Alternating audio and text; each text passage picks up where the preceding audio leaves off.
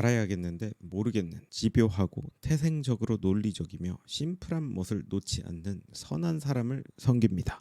안녕하세요. 이매진댓의 태차장입니다. 특별함은 정의 내리기 때문에 가치를 가진다. 모두가 똑같다면 자의식을 갖기 어렵다. 조나 버거 마케팅학 교수 사이먼 사이넥 교수가 있습니다. 그는 테드 강연으로 더욱 유명해진 전략적 커뮤니케이션 전문가입니다.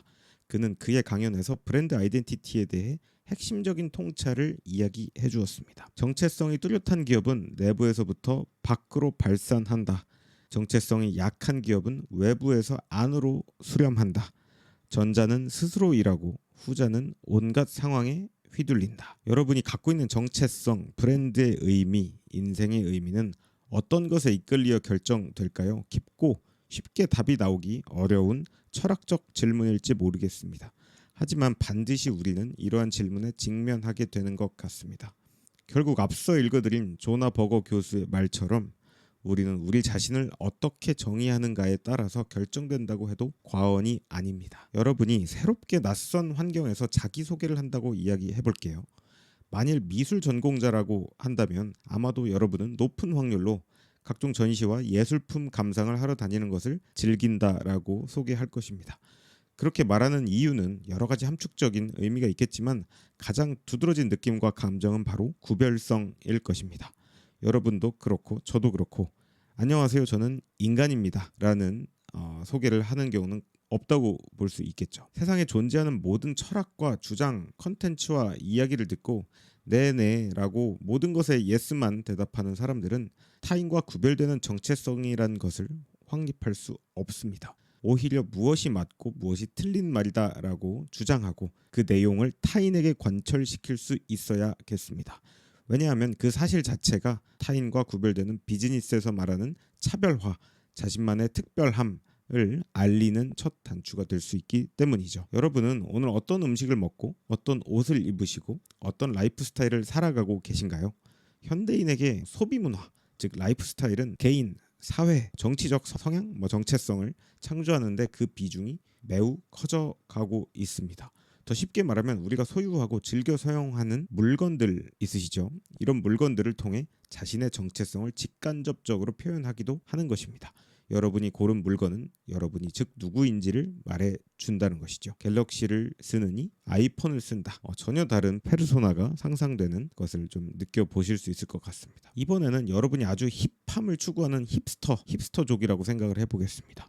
지금 정체성을 높여줄 어떤 물건을 물색하고 있는데 뭘 어디에서 살 것인지, 다이소에 가서 저렴한 2,000원짜리 물티슈를 사다가 책상을 닦을 것인지, 아니면 현대백화점 같은 큰 백화점에 가서 명품백을 살 것인지 어떤 선택을 하시겠냐고 물어본다면 당연히 명품백을 선택을 하시겠죠.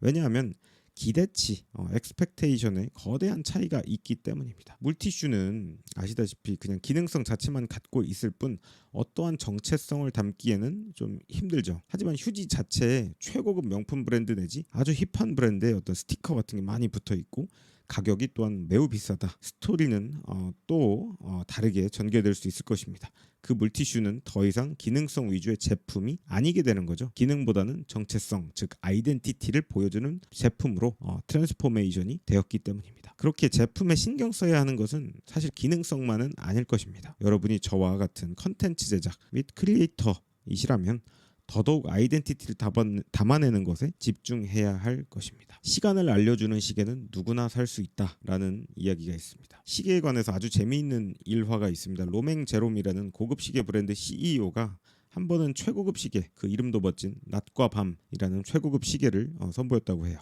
낮과 밤 그 시계는 정확성이 중력에 방해받지 않도록 만든 무브먼트로 만들었고 침몰했던 그 타이타닉호에 거기서 나오는 어떤 잔해들을 가지고 고급 기술이 첨가되어서 엄청난 시계를 만들었다라고 홍보를 했습니다. 이 말만 듣는다면 진짜 좀 느껴지시죠? 약간 상상이 되시죠? 엄청 정밀하고 정밀하게 그리고 정확하게 시계가 딱딱 잘 맞겠구나 생각을 하실 수 있는데 하지만 실정은 그렇지 않았다는 겁니다. 소위 말해 시계침은 없고 밤인지 낮인지 구분만 할 수 있는 단순한 기술이 들어가 있었다라는 것이죠. 시간을 잴 수도 정확히 알 수도 없다는 아주 멍청한 시계를 만들었다는 것입니다. 그런데 이 시계가 얼마인지 아시나요? 약 5억 2천만 원에 판매되었고 이틀 만에 완판이 되었다고 합니다. 이를 통해서 우리가 알 수 있는 게 무엇일까요? 역설적이게도 아무 기능이 없는 이 멍청한 시계를 사람들은 더욱 원했다라는 것을 알 수 있습니다. 기능적 가치를 덜어내니 구매자들의 정체성을 더 쉽게 보여줄 수 있는 사례가 바로 이 시계 이야기일 것 같은데요. 그렇다면 왜 정체성을 높이는 제품이 요즘 시대에서는 더 가치가 있어지고 있을까요? 잠시 도덕책에서 우리가 한 번씩은 구경해 보셨던 이야기를 말씀드려 보겠습니다. 바로 매슬로우의 욕구의 단계, 많이 매슬로우의 뭐 5단계 욕구, 이런 피라미드 들어보신 적 있으실 겁니다. 생리적 욕구, 안전의 욕구, 애정 및 소속의 욕구, 존중의 욕구, 그리고 자아 실현의 욕구로 총 5단계로 나누어 설명을 했죠. 어려운 말은 뭐 다 차치하고 쉽게 한번 말씀드리면, 우리 등이 따지면 뭔가 방구석에서 치맥을 하고 싶다, 뭔가 더 먹고 싶고 더 편하게 쉬고 싶다라는 어떤 욕구가 샘솟는다. 이거를 이제 어려운 말로 매슬로우의 5단계라고 매슬로우가 정의한 철학이죠. 철학이자 인정받는 모델입니다. 왜 사람들이 값비싼 외제차와 예술품, 명품 이런 것들을 왜 소비하고 살까요? 소비함으로써 그들은 어떤 존중을 타인으로부터 바라는 거죠. 그리고 자신의 정체성을 그걸 통해서 표현하기를 바라기 때문입니다. 이를 바로 원츠 또는 이제 욕망이라고 부릅니다. 그와 반대로 니즈, 즉 이 세상에 이제 이 니즈에 대한 이야기는 거의 끝난 것 같습니다. 그리고 이제는 욕구 충족의 시대로 이미 넘어갔다라고 우리는 느낄 수 있고요. 이미 니즈는 충족되었고 욕망은 결핍되어가는 이런 부분을 여러분들도 주변에서 느껴 보실 수 있을 것 같습니다.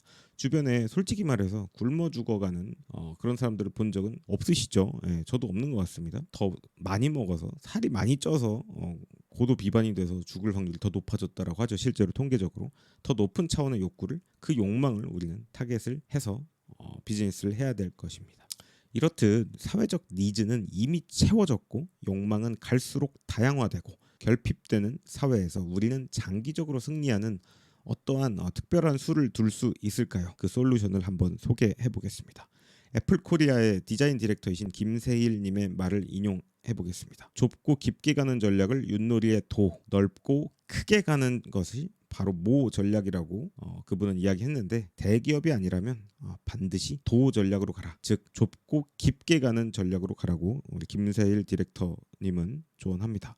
왜 그렇다면 개, 걸, 윷도 아닌 모도 아닌 도 전략일까요? 그 이유는 아주 간단합니다. 개와 걸은 말 그대로 정체성을 나타내기 매우 모호한 단계라고 볼 수 있기 때문이라는 것입니다. 모의 경우는 파이낸싱, 즉 돈과 자본이 뒷받침되는 대기업한테 이제 딱 맞는 전략일 것이고요. 그렇기 때문에 1인 기업가들 또는 이제 소상공인들은 도 전략으로 좁고 깊게 가는 전략을 펴야만 한다라고 합니다.